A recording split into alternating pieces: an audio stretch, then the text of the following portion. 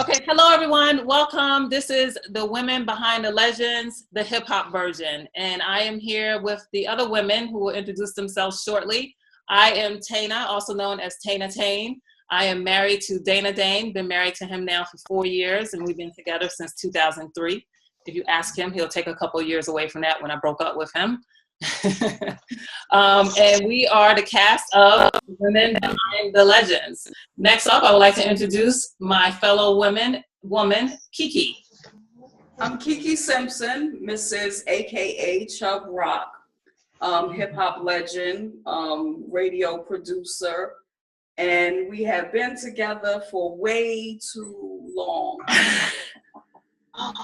We have 5 kids combined, and I'm ready to put them on eBay. All 5? I'll take one of you will pay child support. No.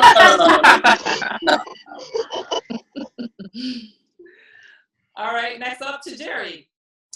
Hi, I'm Tajiri. I am the fiance of Kangol Kid, a popular by group UTFO, Roxanne in the late 80s. We've been together for 3 years now. We have 7 kids combined. His 3 boys, my 3 girls, and then our girl together.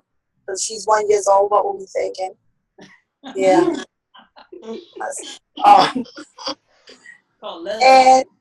no, that's called passion. That was retired correction officer, hip hop dancer for Shaheem, or affiliate. And I'm going to pass the mic to Shawnette. Oh, and thank you. I am the wife of the legendary Big Daddy Kane. We have known each other since 2001. We've been married since 2010, and we have a 4-year-old. He just turned 4-year-old, an amazing 4-year-old that is planning to follow in his daddy's footsteps. Oh boy!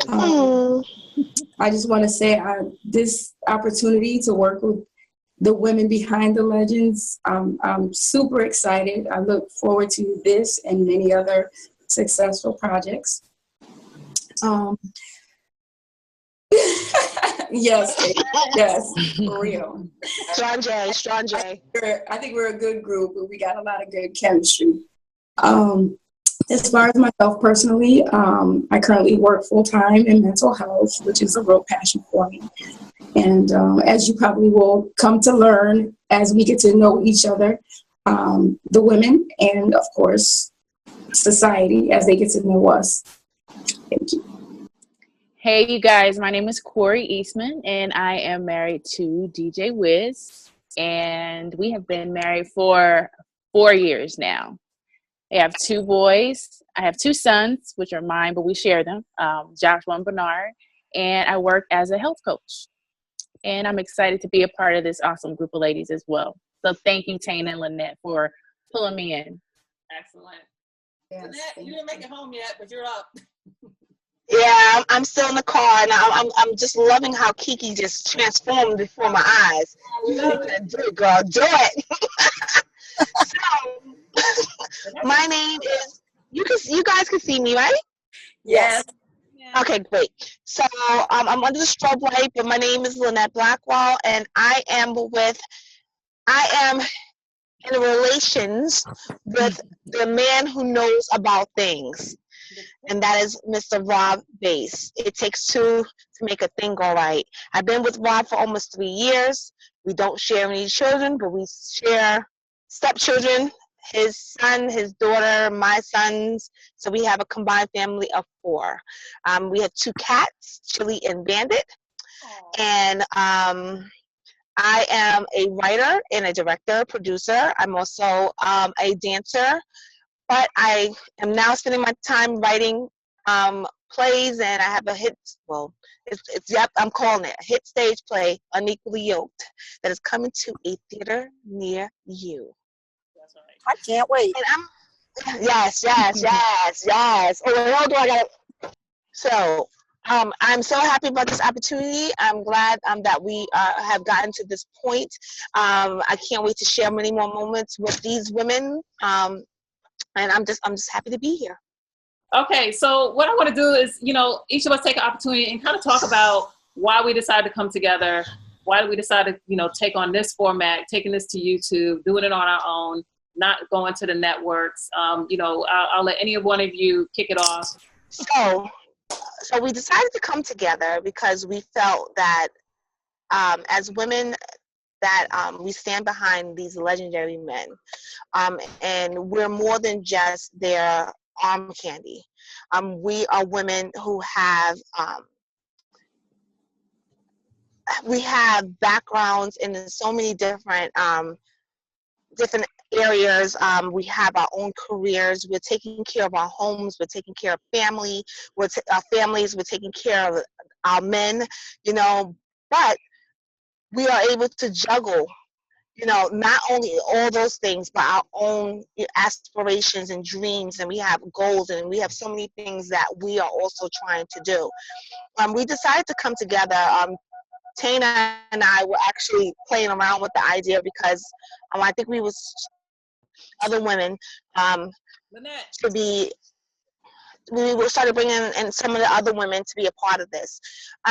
Originally, we did want to start out doing it as a reality show, and we had all kinds of things already set up.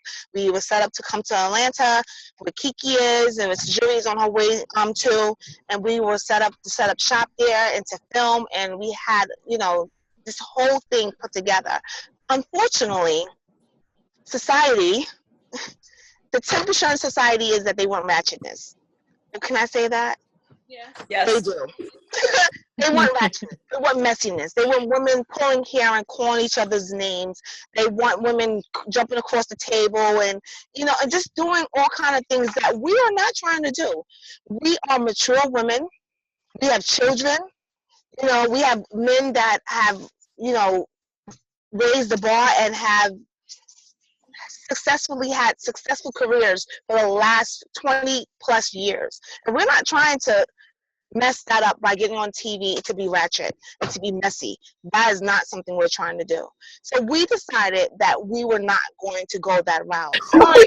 I'm gonna take it to either Tajiri or KeKe because both of you guys have experience working on TV. So tell me about what interested you about this project and taking it to this format versus the format that we originally designed and talked about and was shopping around. So who wants to take that one? Well, as we know, I tried to start the same type of thing, Legendary Hip Hop Wives, about 8 years ago, and I came across the same roadblock, and we were filming, and we had a sisterhood with each other, and in the midst of that, they tried to play us against each other. And I got fed up, the ladies got fed up, because that's something that we didn't sign up for. So me knowing that background, when I decided to do this with you ladies, I kind of knew that was going to be the outcome, but I was just hoping and praying that society had changed its mind and didn't want to see Black women in that light. But unfortunately, ratchetness sells. And drama sells, and nobody wants to see women, period, not Black women, but women, period, just come together and unite. So with that being said, I think that this is the only route that we can go so that we can show exactly who we are, uncensored. So if they don't like it, and what we have to say is the truth, if they don't like it, then they can switch to another channel and watch. Delete yourself. Delete yourself. Delete yourself. That's right. Delete yourself. Kill yourself. T-shirts coming soon, right, Tahiri? That's right. That's right. Well, this way is much nicer than 6 cameras in your eyes. I got to tell you that. They got those big boom cameras hurt, but I don't want to be ratchet. They want ratchet. And I mean, there's going to be times, where conflict arises. Probably not with you girls. Probably when we're out somewhere and someone says something and they have to, be checked. But other than that, I'm a grown woman and I'm raising women. I have 4 daughters. And I don't want anyone to go back to my daughters and say, your mother's a ratchet bitch. Excuse my. Can we curse on here? Yeah. Okay. Uncensored. Now you ask. Right. So I love the format that we're taking, but unfortunately, we're in a day and age where women have to be ratchet and men wear skinny jeans. Okay? So hopefully, I have hope that that's changing because Tribe's album is on its way to #1. So that shows that there is a thirst for old culture. So hopefully there is an audience out there that says, yes, thank God there are women who can speak intellectually and get their point across. Amen. Preach, sister. Yes. Yes. What about you? My mother did not pay all those years for college for me not to be able to speak intellectually. Exactly. And what about you, Shawnette? Well, when Tana and Lynette approached me with this idea, I, of course, was like, no, I don't watch reality TV. I can't get into it. Don't do it. And I will say, like, it's been a breath of fresh air just knowing this group of ladies were all on the same page as far as not going the route. I think what we're doing is great because somebody needs to focus on solutions and positivity. Just You will turn your TV down. Especially us, especially Black women. I mean, let it start with us. Let it spread. That's what I'm looking for and working with all of you. And I hope that's what people see. I mean, I hope people see our intent is to bring positivity back. Yes. Yes. Yes, because it's all about us resolving issues without conflict. Well, I'm not going to say that. There's always going to be some type of conflict when you have to resolve an issue. But it's how you resolve it that's important. Exactly. You know? Exactly. Next time, Tana, bring wine for everybody. It also shows that you're entitled to your opinion. You have to agree to disagree at some point, and people need to know how to do that. They need to see it being done. Yeah. Right. What about you, Cori? I agree with all you guys. That's why I'm here with you. I think that we women should be, showed who we are, like, this is who I am, in a positive light and not a negative light, because it is too many of us Black women being portrayed ignorant, stupid, pretty much, fighting, just being really stupid. So I'm glad that we're taking this route to go a positive route, to be innovative, to be leaders, to just lead the way for others to follow us instead of us following them. So I'm excited about it. Good. Yeah, and definitely, and just speaking from my own perspective, we did, of course, want to go the network route, and we talked to a few production companies, and the first thing out their mouth is, well, what's the drama? Where's it going to get ratchet? And that's what the appetite is, and it's going to be hard to sell something that's squeaky clean. And one of the things that in talking to Shawnette, in our first conversation, the one thing she said was, yes, you may have to create your own audience. And I was like, I love that. That's what we should do. That's where we should focus our energy and our efforts. And, Lynette and I sat back and kind of talked about, do we try and force the issue? Absolutely. And I think for me, the other thing that was important was, as Lynette started saying, was, all of our men have known each other for many, many, many, many years. We are excited to get to know each other through this process. I mean, of course, we've seen each other backstage or at different events. We, for the most part, almost all of us need to get out this year. We were able to spend some time with each other in a nice, relaxed, casual atmosphere where it wasn't just always about the show and getting to and from an event. So this was an opportunity for us to come together and get to know each other. And sisterhood, like KeKe said from her original show, that was the whole point of it, is to build that sisterhood. And what we found out through the process is that we all have very interesting lives that we live. We all entrepreneurs in some way, shape, or form. We are, of course, are all mothers. And what we want is to have this unity so that we can support each other and also support our men. For those who've been in the industry a lot longer, to help guide those or give advice to those maybe who haven't been in it as long. But more importantly, what I did not want to have happen is if we went to a network and they insisted on us going to the left versus staying where we wanted to be, which was in our lane, then that would end up resulting in damaging the relationships that our men have. And that's the last thing that we wanted to have happen, because they still have to work together and they're going to see each other on the road. And we don't want stuff that's happening amongst us to impact them in a negative way or mess up their money. So the fact that they're able to still perform 20 and 30 years in the game is phenomenal. And we don't want to do, we never wanted to do anything that would impact that revenue stream for them and for us. And also the fact that, you know, I own my own company, Lynette does, Tajiri, we all have our own enterprises. Kiki is a Renaissance woman, she does everything. And we don't want people looking at us sideways. You know, when I'm going into a company or I'm going to work with a client as a coach and they're like, hey, I've seen you on TV, you get turned up. Well, exactly. Camera, how do you explain that? And how do you explain yourself out of that situation and say, oh, that's just what they wanted to see on TV? Say hi, real quick. Hi. So handsome. Thank you. Oh my gosh. You're adorable. Thank you so very much. I want to go to Tajiri because you're on the road. I want you to tell us a little bit about where you are, what you got going on, and what's going on in your life for the next few days. Okay, I am currently, we in South Carolina here? Okay, we just hit South Carolina on our way to Atlanta. Mm-hmm. We've been in South Carolina for about an hour, my sister said. Thank God I got her. We must be driving really fast because we left at like 11:30 this morning. We're on my way to Atlanta. My daughter's in the Miss Georgia pageant. Woo! Yay! Proud mommy moment. Proud mommy moment. She went down to Clark last year. She's a sophomore in Clark, Atlanta, and took Atlanta by storm with my nieces. She won 2 pageants out there, Miss Fulton County, Miss Capital City, which got her into the Miss Georgia pageant. If she wins, she goes to the Miss USA pageant.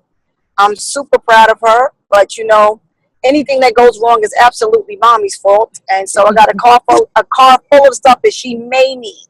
Mm-hmm.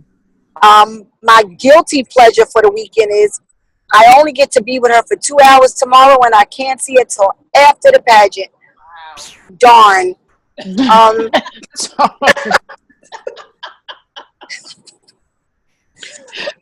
But I'm gonna be supportive every step of the way. I'm really super proud of her. She's down here being a grown ass woman, and that's amazing.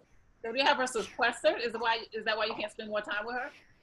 Yes, everything is they have to do by themselves, which is, you know, no makeup artist, no hairstylist, nothing. So we came up with 3 hairstyles for the different events that can transform easily, and luckily she's a makeup artist, so she can do her own.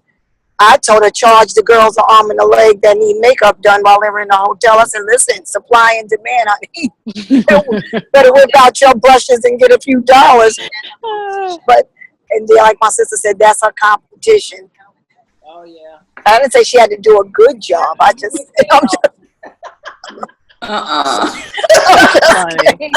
Black lip liner. so, you know, I'm just super proud of her. So yeah, we're on our way down there, and first thing in the morning, I'm up at orientation, dropping her off at 8 o'clock. Okay. Excellent. Well, congratulations. We're proud of her. Thank you. That's a big achievement. Going to school and being in a pageant, that's excellent. I'm super proud. Proud mommy moment. Proud mommy. As you should be. That's right. Thank you. All right, so the last part of the topic, the last topic that we wanted to cover was the impact of reality shows on society. So I know we brushed on that a bit when we talked about why we decided to go this format versus trying to take this to TV. You know, I want to definitely have Shawnette talk a little bit about that, because I know she's not really someone who watches a lot of reality TV, but the fact that, you know, as I said, she was the last one to come in. We had to really convince her about what it was that we wanted to do here, that we wanted to keep it positive. We wanted to keep it motivating. We wanted to be able to, you know, be different than everything else that's out there. So Shawnette, if you don't mind just sharing with us, what is your thoughts on the impact of reality shows on society these days? Well, honestly, I mean, I'm not trying to be better than anybody else. You know, reality TV has its place. And I can't say that I've never watched a reality show. It's very easy to get sucked in to the drama, the negativity. you know, I was there. I used to watch Basketball Wives every weekend. You know, that was the one show that I would just watch. But then I found myself like, for real, this is how you see us, you know. And then knowing that it's not reality, it is scripted, you know, to a certain extent. And then it's like, okay, you have the conflict, you deal with all the ratchetness, but you never show a positive side of it. I mean, I'm from old school. I like the TV show where at the end of the TV show, everybody's okay. You know, I mean, like the Brady Bunch. I mean, to me, that doesn't have to be a fantasy world. Yeah. That could be real. You know, and I think people just are so focused on life is so hard. You know, everything is negative. They're always trying to pull us down, and it's only like that because you choose to be like that. That's right.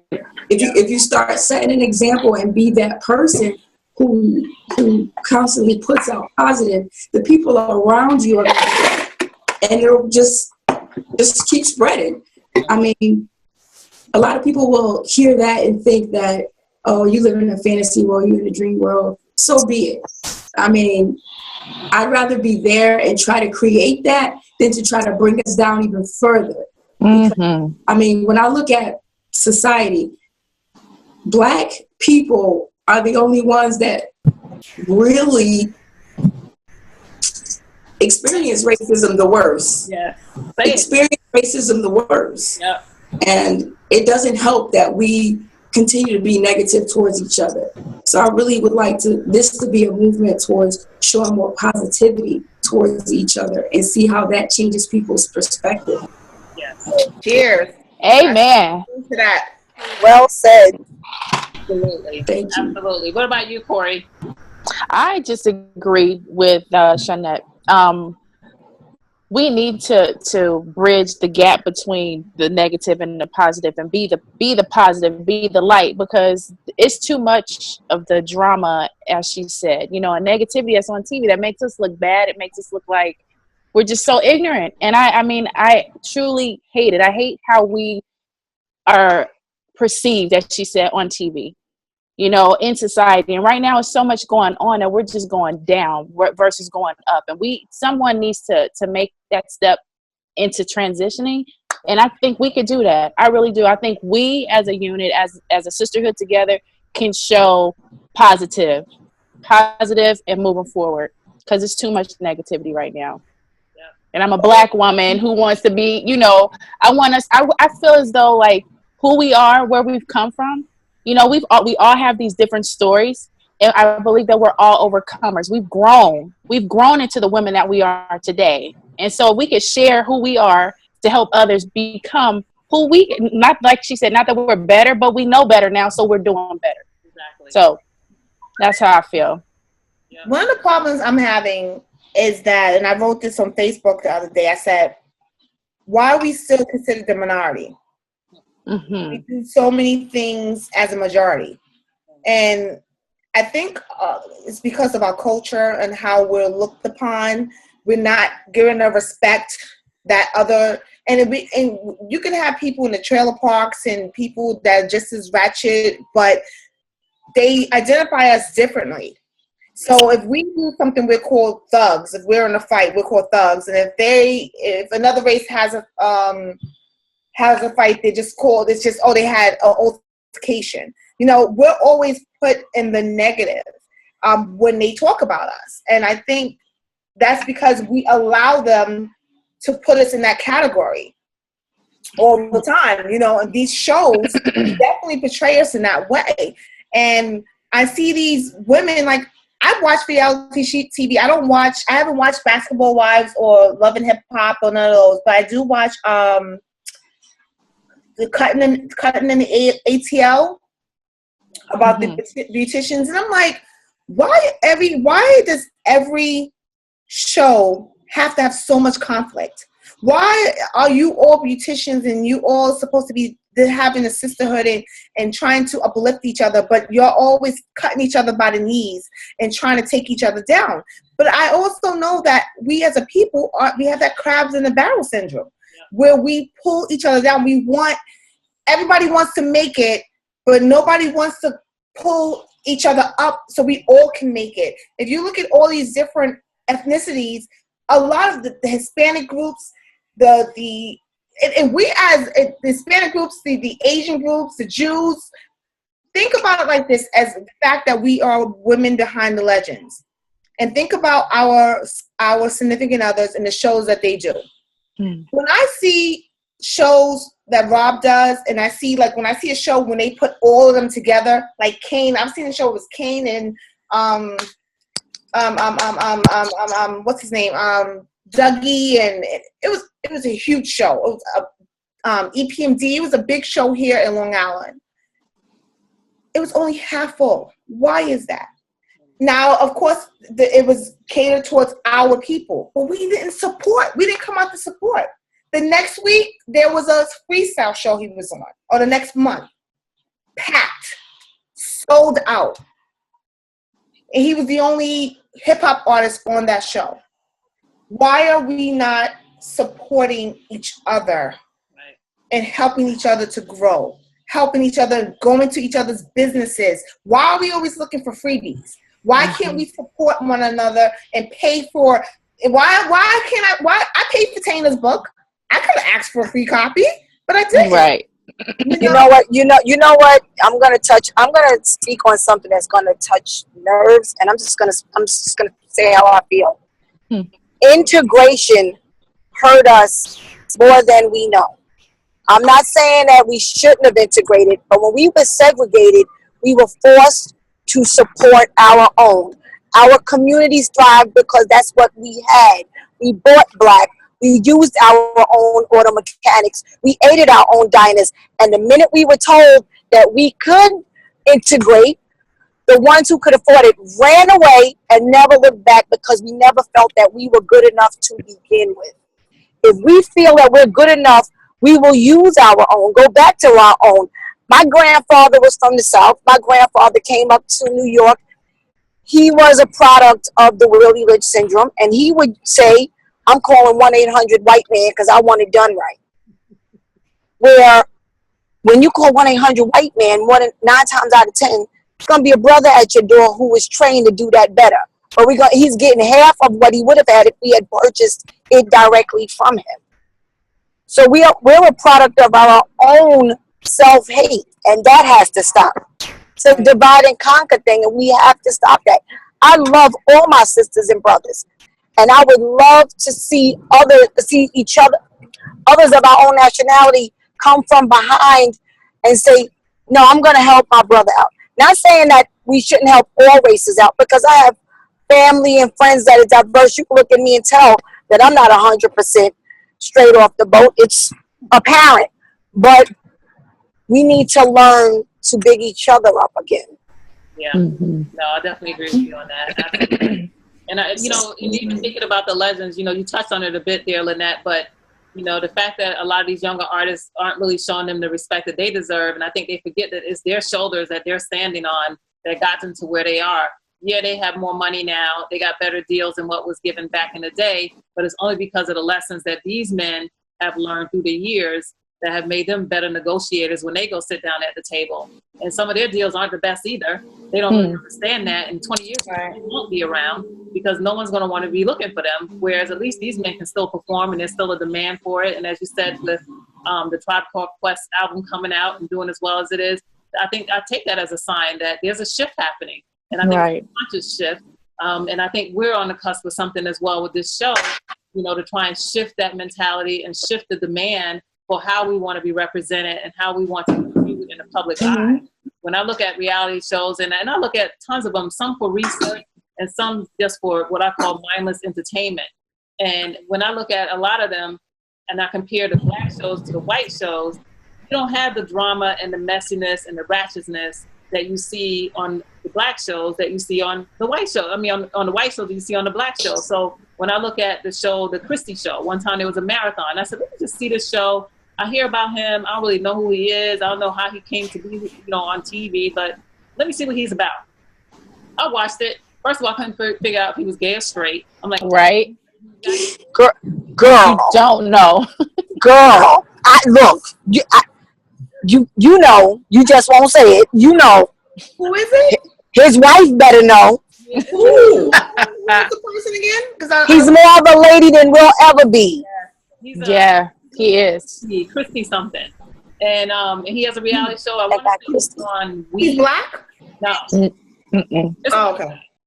And he's married and he has kids. And, you know, I look at his show and I'm like, there's minimal drama. Most of it is between him and his family, which gets resolved, as you said, with a happy ending kind of thing. Well, that's how theirs usually ends, where it ends on a positive note. There's nothing that bleeds over into the next show or the next season. And then you have, you know, you'll have other shows like that. And when we were talking to people, we compared ourselves to, say, the For Pete's Sake show or the Flex and Shawnice show. Now, I understand Flex and Shawnice got canceled. I don't see when the For Pete's Sake, if that's going to come back on. It may or may not. I haven't heard yet. Those were shows that were really going in that way, where they were transitioning, they were staying away from the messiness, everything that was an internal strife, they were able to settle it in a respectful and mature way, and they didn't look messy. And I don't think that the same demand comes on the white reality shows that it comes on ours. I mean, even Millionaire Listing, all white, it's all about real estate. And you don't see them out there fighting and going crazy with each other. You know, they're out there selling property, and yeah, they might have a little bit of issues amongst themselves, but it's usually settled and it moves on. But it's not geared towards that. It's geared more towards, okay, now I see people wanting to work with these guys as realtors. You know, it's just, when I think about the impact of reality shows, I understand where it came from. And I remember years ago, they said this is how TV is going to be. And I can see it really is transitioning to that, where it's getting away from the more scripted sitcoms and comedies, where it is really starting to get into reality. And I was speaking to someone recently, and they would tell me about the pipeline of reality shows that's out there, where people are trying to get shows pitched and picked up. And they're like, there's hundreds of them out there, hundreds out there right now. They're trying to, you know, get a space, get their spotlight and get their chance out there. And I just wonder which ones are going to be, what's the next phase going to be? Because this phase eventually has to end. It just does. Well, the impact, it's a sad situation, because it gives young girls the hope that they don't really have to strive to do anything. They could just be ratchet and become famous. You know, all you got to do is become a stripper, meet somebody that might know somebody to put you on, and just act a fool. I mean, I'm not saying don't do it if that's your way out. God bless you. But it gives the youth false hope. Yeah. They don't, you know, nobody's striving for any type of, I don't want to say achievement, any type of, not education, but there's a whole demographic of the youth out there right now that's just like, look, I could just be an idiot and I'm going to make it. All I got to do is find the right dude, be in the right place. If the camera's rolling, make a fool out of myself, and I got this. So that's it for the first episode of The Women Behind the Legends. I hope you enjoyed spending some time with us this evening. Our premiere episode. Catch us every week, every Thursday on YouTube. Continue to follow us on Instagram at _women_behind_legends. That's too many underscores. That's a lot of underscores. It's like 10. On YouTube, follow each of us individually. Follow our legends. They all have social media across the board: Instagram, Twitter, as well as Facebook. And Follow Shawnette. So she can get some Instagram followers. She's brand new to Instagram. So if you go on the Women Behind the Legends Instagram page, you can find all of us there, as well as our legends. We're all following each other. So feel free to do the same. And I'll let the ladies bow out. This is Tana. See you next week. I just want to say to Chubb Rock's followers, stop sending my husband your big ass panties. I'm dead. I'm gonna come after you. I got his DM. You understand? I'm all up in there. Stop sending the panties, especially the grandmas. Stop sending the grandma big ass drawers, okay? Please. No way. I was hearing music in my ears for some reason. Love, peace, and soul, as our brother Don Cornelius would say. Oh my God. Well, after that, wow. All right, guys. We'll check you next week. I'm Cori. Oh, Later. I mean, whatever. For real. For real. Oh, but on a serious note, for our followers, once you watch the show, if there's something that's bothering you or something that you want to know, that you feel like you can't access, we're going to answer the questions open and honest as we possibly can. Yo, right now, wait. 1, 2, 3, do the mannequin challenge.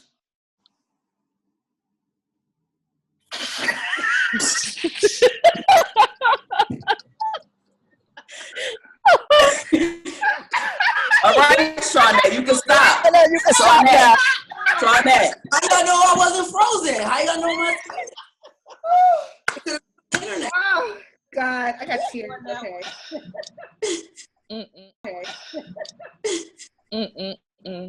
Okay, I'm sorry. Who's supposed to go?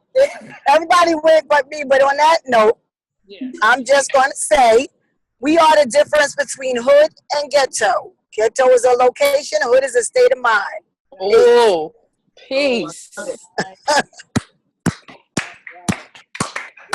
Blessed days.